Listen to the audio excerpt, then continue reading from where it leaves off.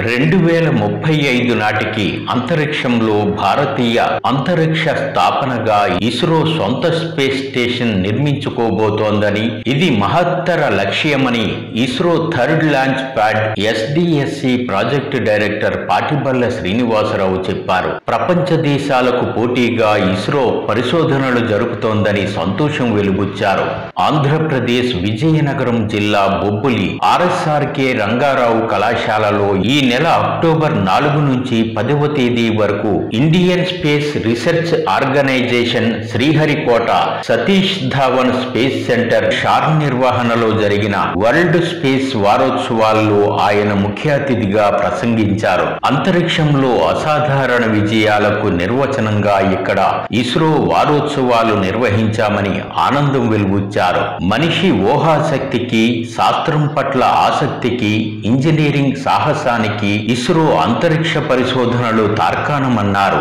ఆకాశాన్ని చూసి ఆశ్చర్యపోయిన మనిషిలో మెదిలిన జిజ్ఞాసే అంతరిక్ష పరిశోధనలకు పునాదయిందన్నారు. మానవ చరిత్రలో విప్లవాత్మక ఘట్టాలు ఎలా ప్రారంభమయ్యాయో ఆయన గుర్తు చేశారు. ఇస్రో ప్రస్థానం ఇప్పుడు ప్రపంచంలోనే అత్యున్నత అంతరిక్ష పరిశోధనా సంస్థగా ఎదిగిందని ఆయన సంతోషం వెలుబుచ్చారు. అంతరిక్షంలో ప్రయాణించడమే కాదు, జీవనాన్ని కూడా కొనసాగించే శక్తిని సృష్టించుకోవడం ఇస్రో లక్ష్యమన్నారు. భూమి సహాయం లేకుండా ఊపిరి పీల్చుకోవడం నుంచి నీరు సంపాదించడం, ఆహారాన్ని పొందడం, శక్తిని ఉత్పత్తి చేయడం అంతరిక్షంలో జరగబోయే కార్యాచరణలని, ఇందుకోసం ఇంజనీర్లు, శాస్త్రవేత్తలు విశేషంగా కృషి చేస్తున్నారని చెప్పారు. ఇస్రో చేసిన స్పేడెక్స్ అనే పరిశోధన ద్వారా 2 ఉపగ్రహాలను కలపడంలో విజయం సాధించామని ఆయన సంతోషం వెలుబుచ్చారు. ఇది భవిష్యత్తులో అంతరిక్ష నిర్మాణాలకు మలుపని కూడా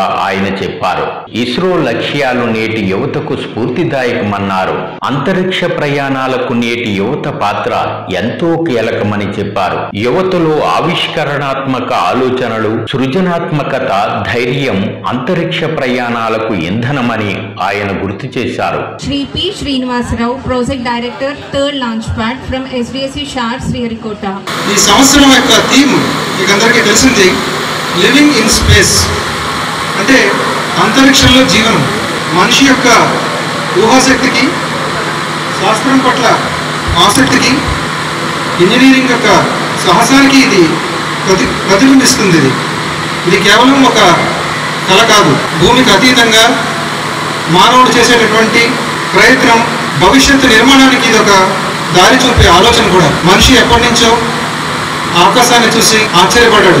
అక్కడ ఏముంది అనేటటువంటి జిజ్ఞాస అతని మనసులో ఎప్పుడు కూడా ఉండేది. ఈ యొక్క ప్రశ్నే విజ్ఞానానికి, శాస్త్రానికి, అంతరిక్ష పరిశోధనకి కూడా పునాది వేసింది.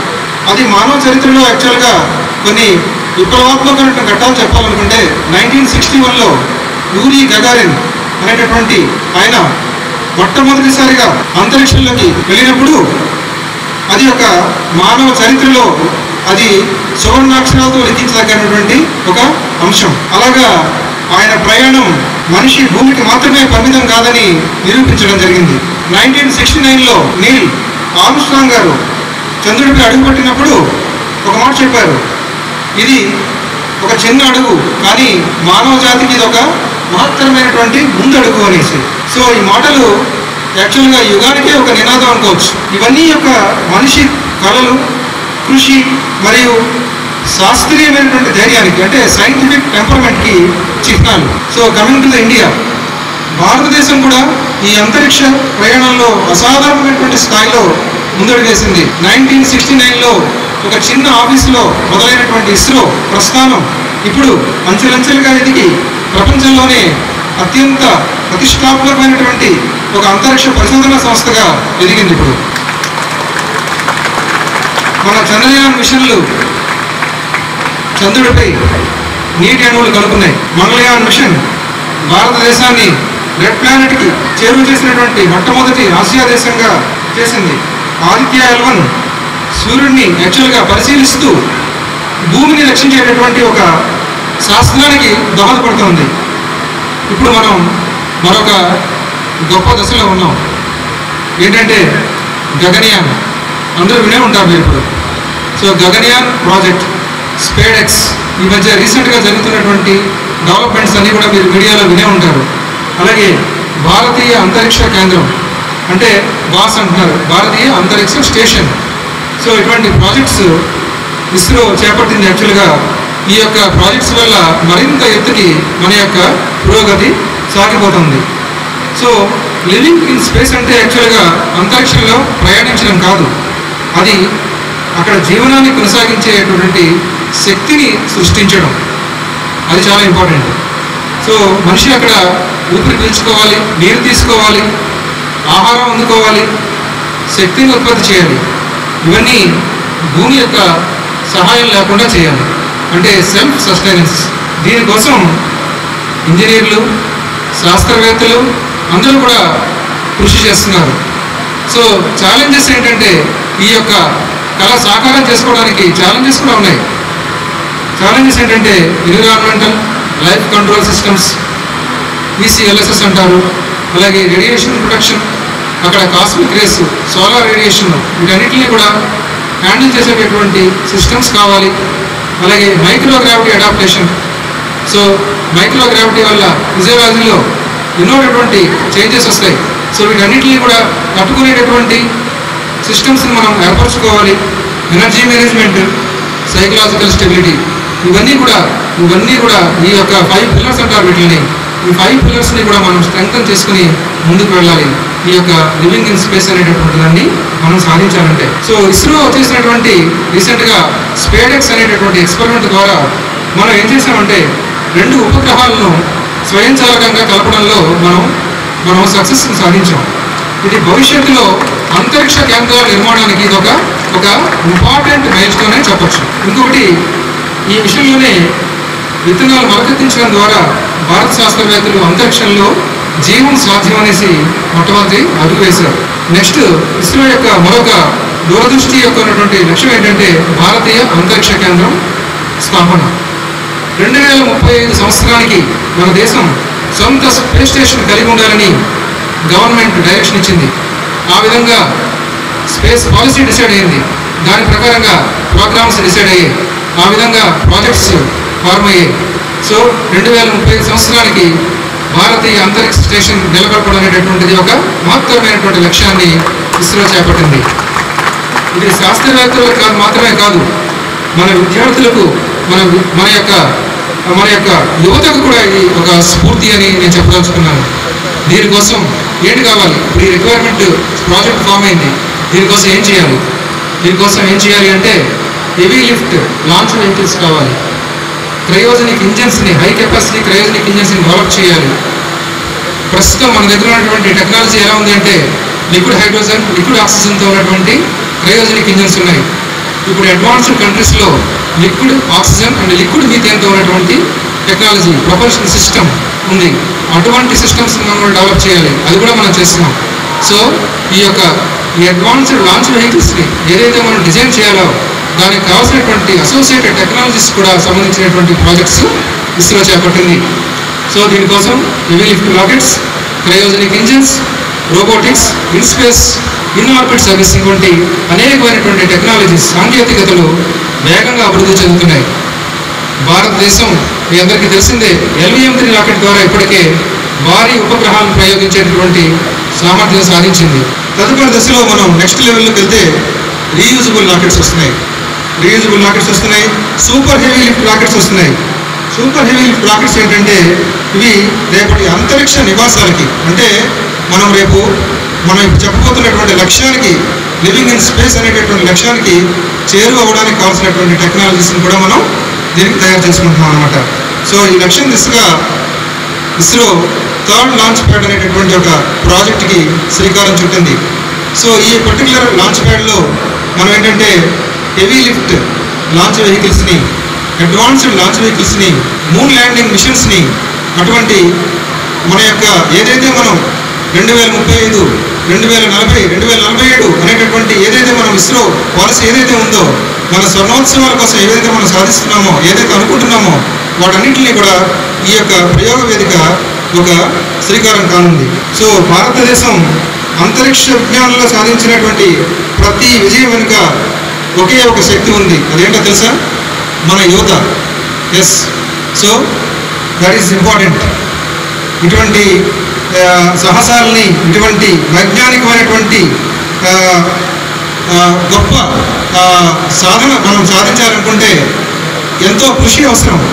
సో ఇలాంటి విద్యార్థులు, degree students, intermediate students, college students, school students, what ever it is, మీలోని ఆవిష్కరణాత్మకమైనటువంటి ఆలోచనలు, సృజనాత్మకత, క్రియేటివిటీ, సో ధైర్యం, ఇవన్నీ భారతీయ అంతరిక్ష ప్రయాణానికి ఇంధనం. అది that's what I want to tell you all. So ISRO Yuvika అనేటటువంటి ఒక ప్రోగ్రాం ద్వారా మారుమూల ప్రాంతాల్లో ఉన్నటువంటి విద్యార్థులను కూడా అంతరిక్ష విజ్ఞానానికి చేరువ చేస్తుంది. ఇది కేవలం శాస్త్రం నేర్పడం కాదు, భవిష్యత్తు సృష్టించడానికి ప్రేరణ ఇవ్వడం. లివింగ్ ఇన్ స్పేస్ అనేటటువంటిది కేవలం సాంకేతికమైనటువంటి కళ కాదు, ఇది మానవ విలువల ప్రతీక. మనం భూమిని దాటి కొత్త ప్రపంచాలు సృష్టించాలనుకునేటప్పుడు వాటిలో సమానత్వం, సహకారం, శాంతి మరియు పర్యావరణ సంరక్షణ అనేటటువంటి విలువలు మర్చిపోకూడదు. ఇస్రో కూడా ఈ యొక్క పర్యావరణ సంరక్షణకి తన వంతు ప్రయత్నం ప్రపంచానికి ఆదర్శంగా చేసి నిలబడుతుంది. ఇవన్నీ కూడా మనకు నేర్పేటటువంటి విషయం ఏంటి అంటే, సాంకేతికమైనటువంటి అభివృద్ధి మానవ విలువలకు వ్యతిరేకంగా ఉండకూడదు, వాటిని బలపరిచే దిశగా ఉండాలి. That's what I want to tell.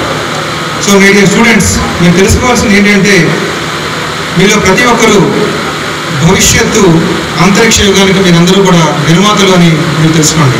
మీరు నిర్మించే సర్క్యూట్ అవ్వచ్చు, మీరు రాసే కోడ్ కావచ్చు, మీరు చేసే ప్రయోగం కావచ్చు, ఇవన్నీ కూడా రేపటి అంతరిక్ష జీవనానికి పునాది అవుతాయని గుర్తుపెట్టుకోండి. ఈ ప్రపంచం మీ కళల కోసం ఎదురు చూస్తుంది. Think big and dream big. మీ ఆలోచనలు రాకెట్ల ఆకాశాన్ని దాటాలి. మీరు సృష్టించే ఆవిష్కరణలు మనిషి జీవనాన్ని అంతరిక్షంలో కొనసాగించాలి.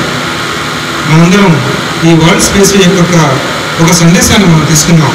ఏంటంటే, భారతదేశం భూమికి మాత్రమే పరిమితం కాదు, భవిష్యత్తులో అంతరిక్షం మనదే.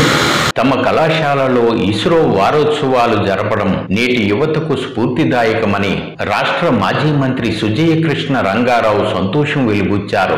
అత్యంత ప్రతిష్టాత్మకమైన థర్డ్ లాంచ్ ప్యాడ్ కు పాటిబల్ల శ్రీనివాసరావు ప్రాజెక్టు డైరెక్టర్ గా ఉండడం విశాఖకు గర్వకారణమన్నారు.